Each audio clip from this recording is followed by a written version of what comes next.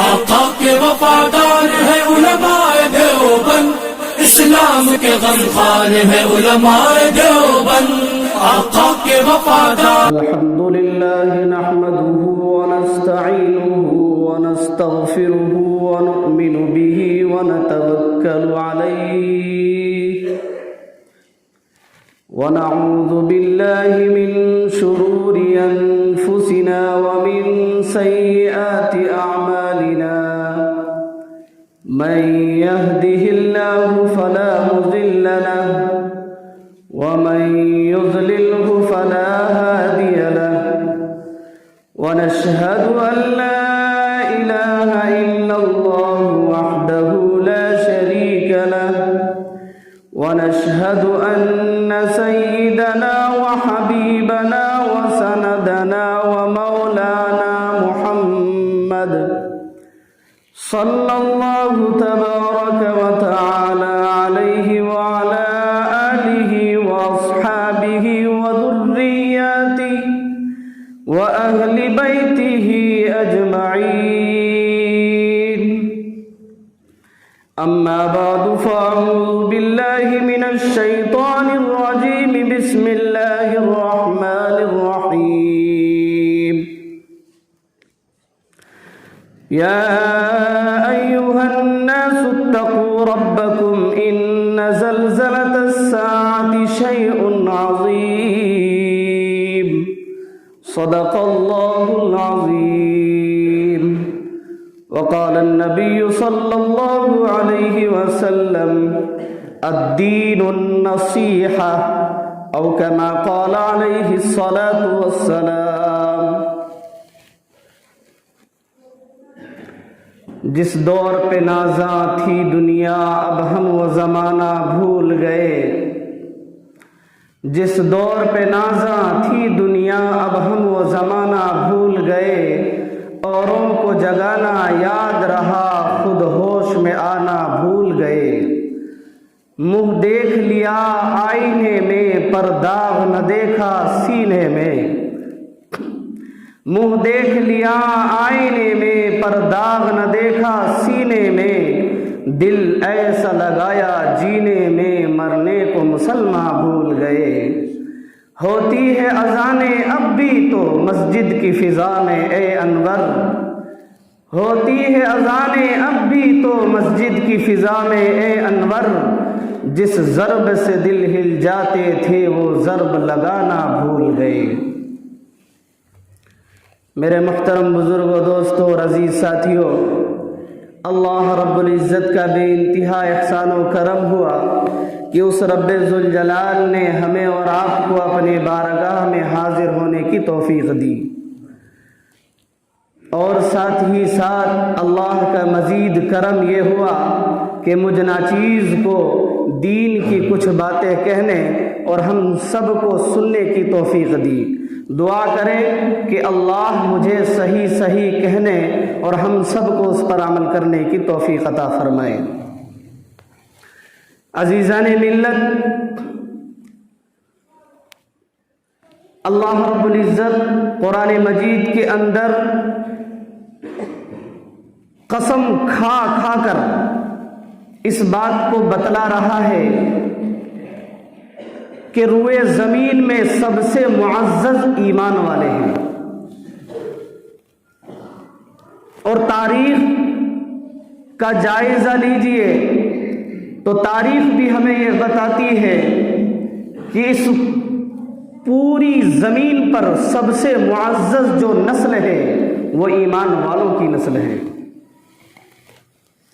لیکن جب ہم دنیا میں جائزہ لگاتے ہیں اور دنیا کی طرف نظر ڈالتے ہیں تو ہمیں اس بات کا احساس ہوتا ہے کہ خدا کی قسم آج تو ایمان والوں کا خون پانی سے بھی زیادہ سستا ہو چکا ہے۔ آج مسلمان ہر جگہ پریشان حال ہے، اجیرن کی زندگی جی رہا ہے، اس کی وجہ صرف اور صرف ایک ہے، اور وہ یہ ہے کہ مسلمانوں کا تعلق قرآن کریم سے ہٹ چکا ہے۔ وہ قرآن جو اللہ کا پیغام ہے، جو اللہ کا کلام ہے، دور دراز کی باتیں نہ کیجیے۔ ہم اپنے گاؤں کا جائزہ لیں، کتنے انسان ہیں جو قرآن کو پڑھتا بھی ہے اور سمجھتا بھی ہے؟ اس گاؤں کا جائزہ لے لیجیے۔ یہ قرآن طاق میں سجانے والی کتاب نہیں ہے، یہ قرآن تعویذ گنڈے کی کتاب نہیں ہے، یہ کلام اللہ کا کلام ہے، اس میں اللہ کے پیغام ہے، اللہ کے احکامات ہیں۔ جب ہم قرآن کو سمجھیں گے نہیں، قرآن کو پڑھیں گے نہیں، تو اللہ کے احکامات پر ہم عمل کیسے کریں گے؟ اس لیے انشاءاللہ آج میں جو میری باتیں ہوں گی وہ سب انشاءاللہ قرآن کریم کے ذریعے سے ہوگی۔ میں آپ حضرات کے درمیان قرآن کریم کی کچھ تعلیمات آپ کو دینا چاہتا ہوں۔ ایک دن آنے والا ہے جسے ہم اور آپ قیامت کہتے ہیں۔ اس دن ہم سب کو اللہ کے دربار میں حاضر ہونا ہے اور اپنے رب کے سامنے کھڑا ہونا ہے۔ کیا اس دن کی فکر ہم اور آپ کر رہے ہیں؟ الیکشن کی فکر ہم نے کر لی، عمارت بنانے کی فکر کر لی، گھر بنانے کی فکر کر لی، دوست احباب کو بنانے کی فکر کر لی، زندگی گزارنے کے طریقہ ہم نے سیکھ لیا، ہر ایک کو ہم نے راضی کر لیا، لیکن کیا اس دن کی تیاری ہے جس دن اپنے رب کے سامنے ہمیں اور آپ کو حاضر ہونا ہے؟ آئیے میں قرآن سے آپ کو بتاتا ہوں، اس دن کی منظر کشی اللہ بتاتا ہے۔ یا ایھا الناس اتقوا ربکم ان زلزلۃ الساعۃ شیء عظیم۔ اے لوگو، اپنے رب سے ڈرو، بے شک وہ دن جو قیامت آنے والا دن ہے وہ ہر ایک کو جھنجھوڑنے والا دن ہے۔ آگے اللہ رب العزت ارشاد فرماتا ہے، یوم ترونہا تذہل کل مرضعۃ عما ارضعت وتضع کل ذات حمل حملہا وتری الناس سکارى وما هم بسکارى ولکن عذاب اللہ شدید۔ وہ دن اتنا سخت دن ہوگا، اللہ اتنا باروب ہوگا، اللہ کا عذاب اتنا سخت ہوگا اس دن کہ ایک ماں، دودھ پلانے والی ماں اپنے بچے کو دودھ پلانا چھوڑ دے گی، اپنے حمل کو ایک عورت ضائع کر دے گی۔ اور آگے اللہ رب العزت نے فرمایا کہ انسانوں کا حال ایسا ہوگا کہ سب نشے کے عالم میں دھت ہوں گے، کوئی ادھر گر رہا ہوگا، کوئی ادھر گر رہا ہوگا، کچھ سمجھ میں نہ آ رہا ہے۔ آخر یہ دن کیا ہے؟ یہ دن کس وجہ سے مسلمان نشے کے عالم میں ہے؟ کیا نشے کی کوئی چیز پی لیں گے؟ اللہ رب العزت فرماتے نہیں، ولیکن عذاب اللہ شدید، اللہ کا عذاب بڑا سخت ہوگا، اتنا سخت ہوگا، اتنا سخت ہوگا کہ یہ سورج کروڑوں میل دور ہے، لیکن قیامت کے دن یہی سورج 1 میل کے دوری پہ ہوگا اور خدا کی قسم آگ برس رہی ہوگی۔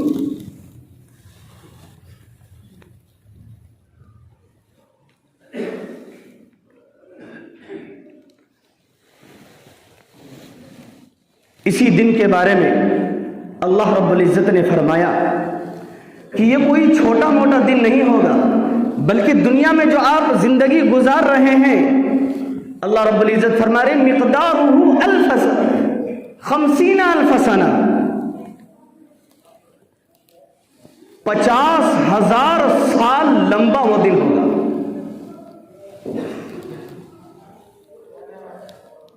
مفسرین یہاں تک کہتے ہیں فَكَيْفَ تَتَّقُونَ إِن كَفَرْتُمْ يَوْمًا يَجْعَلُ الْوِلْدَانَ شِيبًا۔ بچے کے بارے میں فرمایا کہ بچے اس دن بوڑھے ہوں گے۔ مفسرین اس کی تفسیر یوں کرتے ہیں، بعض حضرات یوں کہتے ہیں کہ اس سے مراد یہ ہے کہ بچے بھی بوڑھوں کی طرح سوچ سمجھ رکھے گا، جس طرح بوڑھے سوچ سمجھ رکھ کر کے ایک طرف کنارے ہو کر کے گر پڑے گا، بچے بھی خاموشی اختیار کرے گا۔ ایک مطلب یہ ہے، اور دوسرا مطلب بعض مفسرین یوں کہتے ہیں کہ دن اتنا لمبا ہوگا کہ دن کے شروع میں بچہ بچہ ہوگا، لیکن دن کے آخر میں وہ بوڑھا ہو جائے گا، اتنا سخت دن ہوگا۔ ایک مرتبے کی بات ہے، اما عائشہ صدیقہ رضی اللہ تعالی عنہا یوں بیٹھی ہوئی ہے کمرے میں، آقا صلی اللہ علیہ وسلم تشریف لاتے ہیں، اچانک اما عائشہ رونے لگتی ہے۔ آقا صلی اللہ علیہ وسلم فرماتے ہیں، اے عائشہ ما یبکی کی، یا عائشہ کس چیز نے تمہیں رلا دیا؟ وہ کون سی چیز ہے جو تمہیں رلا رہی ہے؟ اما عائشہ کہتی ہے کہ حضور قیامت کے دن کو میں یاد کر رہی ہوں اور رو رہی ہوں۔ مسلمانوں، سوچنے کا مقام ہے، رو کون رہی ہے؟ ام المؤمنین رو رہی ہے جو پوری دنیا کی ماں ہے۔ رو کون رہی ہے؟ ابو بکر صدیق کی بیٹی رو رہی ہے۔ رو کون رہی ہے؟ حضور صلی اللہ علیہ وسلم کی چہیتی بیوی زوجہ مطہرہ رو رہی ہے، جس کے بارے میں اللہ رب العزت نے فرمایا رضی اللہ عنہا کہ اللہ ان سے راضی ہو گیا۔ وہ اما عائشہ رو رہی ہے، لیکن حضور بھی یوں نہیں فرماتے کہ تم کیوں رو رہی ہو، تم تو صدیقہ ہو، تم تو عائشہ ہو، تم تو میری بیوی ہو، تم تو ابو بکر کی بیٹی ہو، تمہیں تو اللہ نے رضی اللہ عنہا کا تمغہ سنایا۔ ایسی بات نہیں، اللہ کے نبی جناب محمد رسول اللہ صلی اللہ علیہ وسلم اما عائشہ کو کچھ درس دیتے ہیں۔ حضور اما عائشہ کو درس دے رہے ہیں، لیکن اما عائشہ کے ذریعے سے پوری امت مسلمہ کو یہ تعلیم دے رہے ہیں۔ وہ تعلیم آپ حضرات کے سامنے مجھے عرض کرنی ہے۔ کہتے ہیں عائشہ یقیناً قیامت کا دن بہت سخت دن ہے۔ وہ دن ایسا دن ہوگا یوم یفر المرء من اخیہ وامہ وابیہ وصاحبتہ وبنیہ۔ اس دن بھائی بہن کو نہیں پہچانے گا، ایک شوہر بیوی کو بھلا دے گا، ایک باپ اپنی اولاد کو بھلا دے گا، چھوڑیے آئیے اور قریب ایک ماں جو اپنے بیٹے کو اپنی اولاد کو سینے سے لگائے رکھتی ہے، وہ ماں بھی اس قیامت کے دن اپنی اولاد کو بھلا دے گی۔ حضور فرماتے ہیں کہ عائشہ 3 اعلانات ہوں گے، ان 3 اعلانات میں جو کامیاب ہو گئے اس کے لیے جنت کی راہیں کھلتی چلی جائیں گی۔ اللہ کے نبی فرماتے ہیں کہ پہلا اعلان ہوگا میزان کے بارے میں، ہر ایک کے نامہ اعمال کو تولا جائے گا۔ اللہ رب العزت کی جانب سے پہلا اعلان ہوگا قیامت کے دن کہ ہر ایک کے نامہ اعمال کو تولا جائے، چنانچہ ہر ایک کے نامہ اعمال کو تولا جائے گا۔ نیکی کا پلڑا کسی کا بھاری ہو جائے گا تو بدی کا پلڑا اوپر کو آ جائے گا، تو اس کے لیے تو سرخ روئی ہے، لیکن جس کے بدی کا پلڑا، برائی کا پلڑا، گناہ کا پلڑا جھک گیا اور نیکی کا پلڑا خدا نہ خواستہ اٹھ گیا تو اس کے لیے جہنم ہی ہے۔ خدا کی قسم اس دن کوئی طاقت نہیں ہے جو اسے جہنم سے بچا سکتی ہے۔ اسی لیے فکر آج ہی سے کریں گے انشاءاللہ۔ پہلا اعلان ہوگا، نامہ اعمال کو تولا جائے گا۔ اللہ رب العزت فرماتے ہیں فَأَمَّا مَنْ ثَقُلَتْ مَوَازِينُهُ فَهُوَ فِي عِيشَةٍ رَاضِيَةٍ، جس کے نامہ اعمال کا پلڑا، نیکی کا پلڑا بھاری ہو جائے گا، فَهُوَ فِي عِيشَةٍ رَاضِيَةٍ، اس کے لیے مبارکبادی ہے، خوشی خوشی ہے۔ اور جس کے نامہ اعمال کا پلڑا اوپر کو آ جائے گا، وَأَمَّا مَنْ خَفَّتْ مَوَازِينُهُ فَأُمُّهُ هَاوِيَةٌ، جس کے بدی کا پلڑا جھک جائے گا اور نیکی کا پلڑا اوپر کو آ جائے گا، اس کے لیے بری خبر ہے، جہنم کا راستہ اس کے لیے کھل جائے گا۔ اب آپ ہمیں بتائیں کہ ہم میں سے ہر ایک چاہتے ہیں کہ نیکی کا پلڑا جھک جائے ہمارا؟ اللہ رب العزت ہم تمام امت مسلمہ کے نیکی کے پلڑے کو اللہ رب العزت اپنے فضل و کرم سے جھکا دے، لیکن اس کے لیے 2 کام کرنے ہوں گے۔ پہلا کام یہ ہے کہ آج ہی سے عہد کریں کہ انشاءاللہ جو بھی نیکی کریں گے خلوص للہ للہیت کے ساتھ محض اللہ کے لیے کریں گے، اللہ کو راضی کرنے کے لیے کریں گے۔ جو شخص اللہ کو راضی کرنے کے لیے ایک نیکی بھی کرتا ہے، خدا کی قسم اللہ کے نبی کا فرمان ہے، ایک مرتبہ کوئی خلوص و للہیت کے ساتھ درود شریف بھیجتا ہے تو وہ درود شریف کی پرچی، ایک درود شریف اس کی نیکی کے پلڑے کو جھکا کے رکھ سکتی ہے، لیکن شرط یہ ہے کہ اخلاص و للہیت ہونی چاہیے۔ آج بڑے ہی افسوس کے ساتھ کہنا پڑتا ہے، عالم ہو، فاضل ہو، نمازی ہو، حاجی ہو، غازی ہو، وقت کے محدث ہو، کوئی بھی ہو، کان کھول کر کے سن لیجئے، اگر آپ دکھلاوے کے لیے حج کیے ہیں، دکھلاوے کے لیے نماز پڑھتے ہیں، دکھلاوے کے لیے عالم بنے ہیں، دکھلاوے کے لیے قرآن کی تفسیر کرتے ہیں، خدا کی قسم کل قیامت کا میدان ہوگا، اللہ رب العزت کے دربار میں ہم اور آپ حاضر ہوں گے۔ جو کسی کو دکھلاوے کے لیے کوئی ایک بھی نیکی کیا ہو، اللہ رب العزت کا فیصلہ ہوگا کہ جاؤ جاؤ، تم نے دنیا والوں کو دکھلانے کے لیے یہ نیکی کیا تھا، جاؤ آج دنیا والوں سے اس کا بدلہ لے لو، میرے یہاں کوئی بدلہ نہیں ہے۔ بتاؤ انسان جائے گا تو کہاں جائے گا، کہاں اپنا سر پھوڑے گا؟ اس لیے مسلمانوں آج سے عہد کرے کہ انشاءاللہ جو بھی کریں گے اللہ کو راضی کرنے کے لیے کریں گے۔ اور دوسرا کام یہ ہے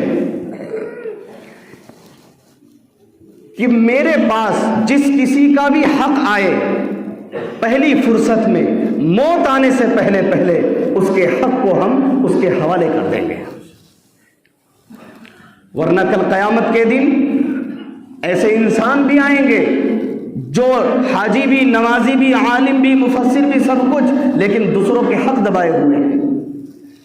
کل قیامت کے دن ایسے لوگ آ جائیں گے، اللہ کے دربار کے سامنے حاضر ہوں گے کہ جی فلاں شخص نے، فلاں حاجی اور نمازی نے میری تو زمین ہڑپ لی، میرے مکانات ہڑپ لیے، میرے فلاں کاروبار ہڑپ لیا۔ چنانچہ اس کی جھولی میں جتنی نیکیاں ہوں گی، اللہ رب العزت فرشتوں سے کہے گا کہ ان کی جھولی کی نیکیوں سے اٹھا کر ان تمام لوگوں میں تقسیم کر دو۔ تمام نیکیاں ختم ہو جائے گی، اس وقت ہاتھ ملنے سے کچھ کام نہیں آنے والا۔ اور میں بڑے ہی افسوس کے ساتھ یہ کہنا چاہتا ہوں، خصوصاً گاؤں والوں سے کہنا چاہتا ہوں، اپنے گاؤں اور دور دراز کے جتنے گاؤں ہیں، ہر ایک ذریعے سے اس بات کو آپ عام کریں۔ آج سب سے زیادہ جو لڑائی ہے وہ جائیداد، زمین جگہ کے سلسلے میں ہے۔ آج اس کی زمین ہڑپ لی، آج اس کے ایک بالشت زمین ہڑپ لی۔ مسلمانوں تم کس زمین کے چکر میں پڑے ہو؟ تمہیں کتنی زمین چاہیے صرف ایک لاش کو دفن کرنے کے لیے؟ جتنی زمین میں تمہاری لاش دفن ہو جائے، صرف اتنی زمین تمہیں چاہیے۔ تم کیوں چکر میں پڑے ہو زیادہ زمین کے لیے؟ خدا کی قسم یہ زمین دھری کی دھری رہ جائے گی، تمہاری لاش جائے گی۔ اگر تم چاہتے ہو کہ کل قیامت کے دن ہماری نیکی کا پلڑا جھک جائے تو آج ہی اس مسجد میں اللہ کے گھر میں عہد کرو کہ انشاءاللہ جس کا بھی حق ہوگا پہلی فرصت میں ہم اس کے حق ادا کریں گے۔ ورنہ یہ 50-60 سالہ زندگی کسی نے گزار لی، بینک بیلنس بنا لیے، 4 ویلر گاڑی وغیرہ خرید لیے، اچھے مکانات بنا لیے۔ خدا کی قسم ایسے مکانات اور ایسی گاڑیوں کو جوتیوں کے نیچے رکھنا چاہیے، اور اللہ والے رکھتے بھی ہیں۔ آج مسلمانوں کا حال کہاں تک بتایا جائے؟ ہمارے حضرت کہا کرتے ہیں بہت ہی افسوس کے ساتھ، جہاں جانا ہوتا ہے کہتے ہیں حضرت آئیے اس مکان پہ چلیے، حضرت یہاں نہیں ناشتہ وہاں ہوگا، وہاں چلے گئے، حضرت کھانا اس کمرے میں ہوگا۔ حضرت کہتے ہیں مجھے غصہ آ جاتا ہے، حضرت مولانا صلاح الدین سیفی نقشبندی دامت برکاتہم العالیہ، حضرت کہتے ہیں مجھے غصہ آ جاتا ہے، یہ نالائق میری خدمت نہیں کر رہا، یہ اپنے مکانات دکھا رہا مجھے۔ حضرت کہا کرتے ہیں جب کوئی مجھے اپنے صوفے پہ بٹھاتا، خدا کی قسم میں اس کے صوفے پہ نہیں بیٹھتا، کیونکہ یہ صوفہ ایک جہیز سے آیا ہوا صوفہ ہے، ایک پلنگ، ایک تخت۔ تمہاری حیثیت یہ نہیں کہ تم ایک صوفے خرید لو، دوسرے کے صوفے پہ بٹھاتے ہو اور تم فخر محسوس کرتے ہو۔ آج یہ حال ہے امت کا، ہر ایک دوسرے کو دھوکہ دینے پہ تلے ہوئے ہیں۔ الدین النصیحہ، یہ دین تو خیر خواہی کا دین ہے، یہ مذہب اسلام تو سب سے اچھا مذہب ہے، لیکن آج ایک بھائی دوسرے بھائی کو دھوکہ دے رہے، اجی حد ہو گئی ہے۔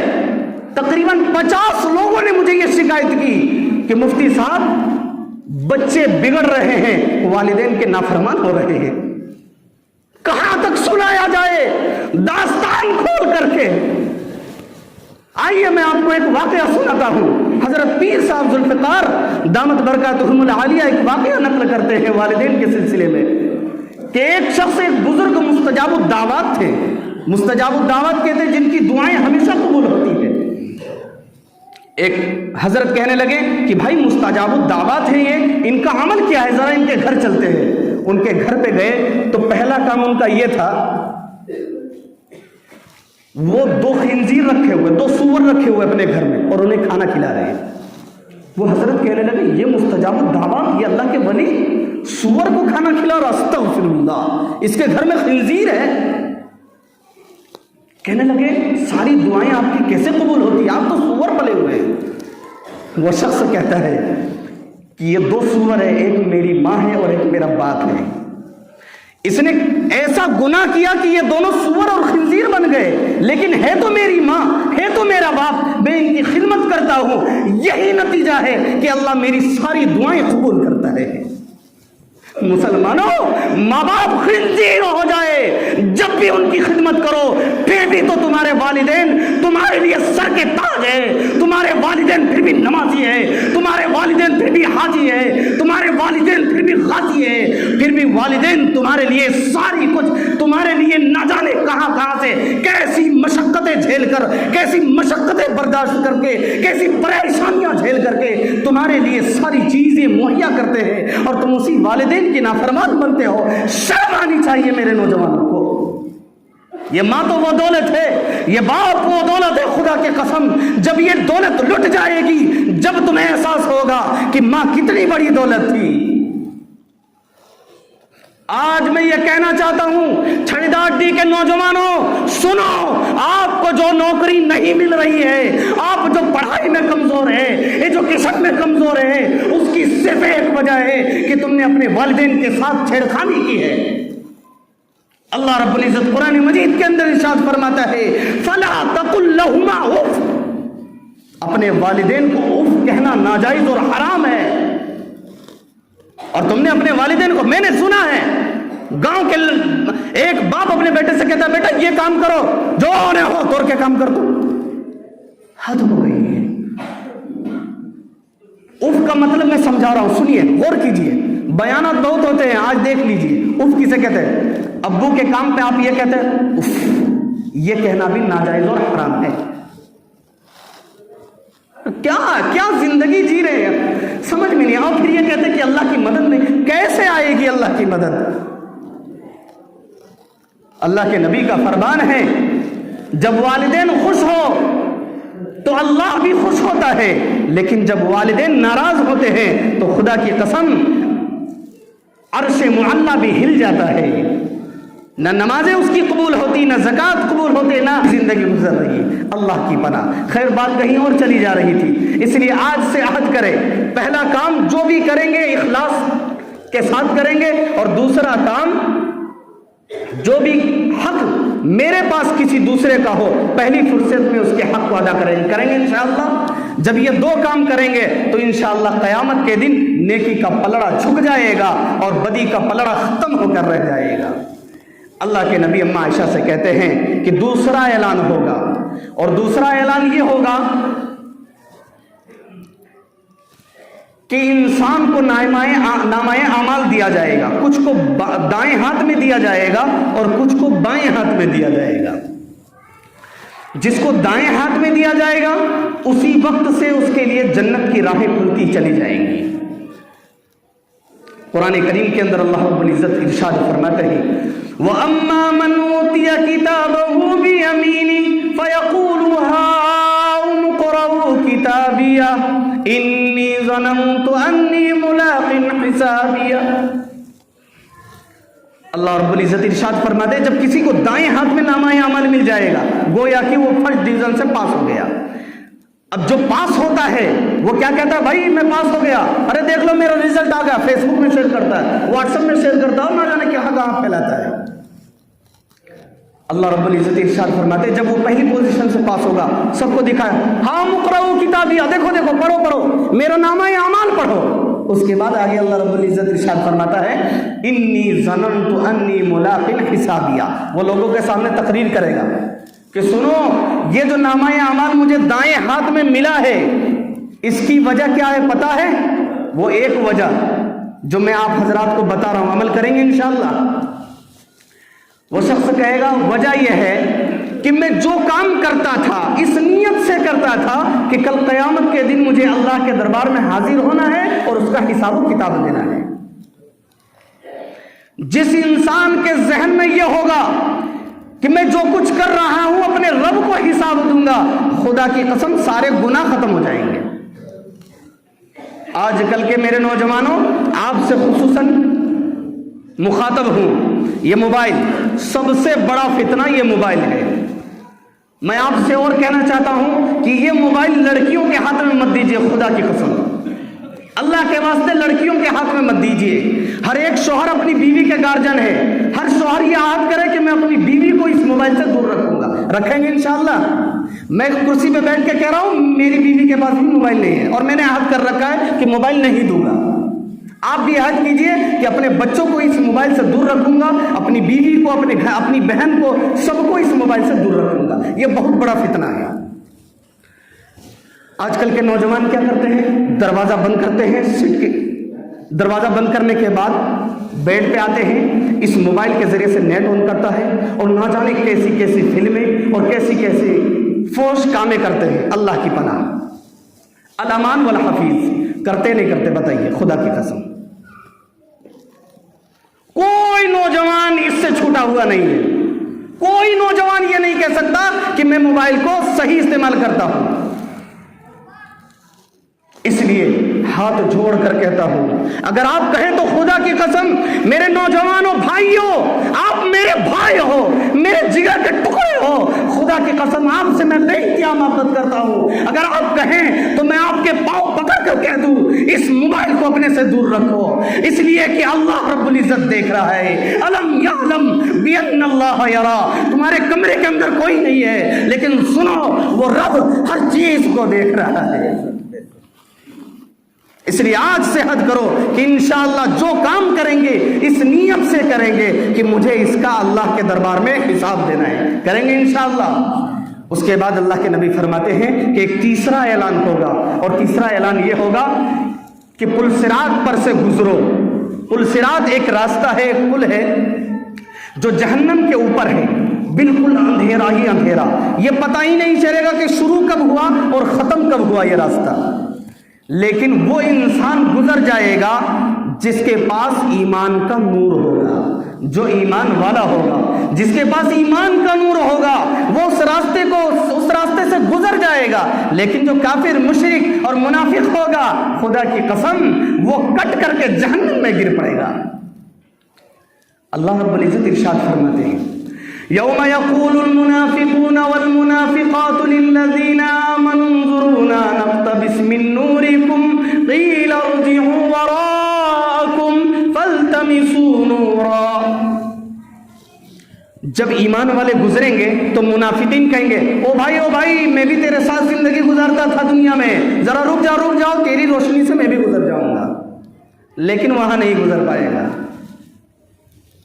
وہاں وہی گزر سکتا ہے جس کے پاس ایمان کی روشنی ہوگی، اور ایمان والے، ایمان کی روشنی جو منافق کی علامتوں سے بچے گا۔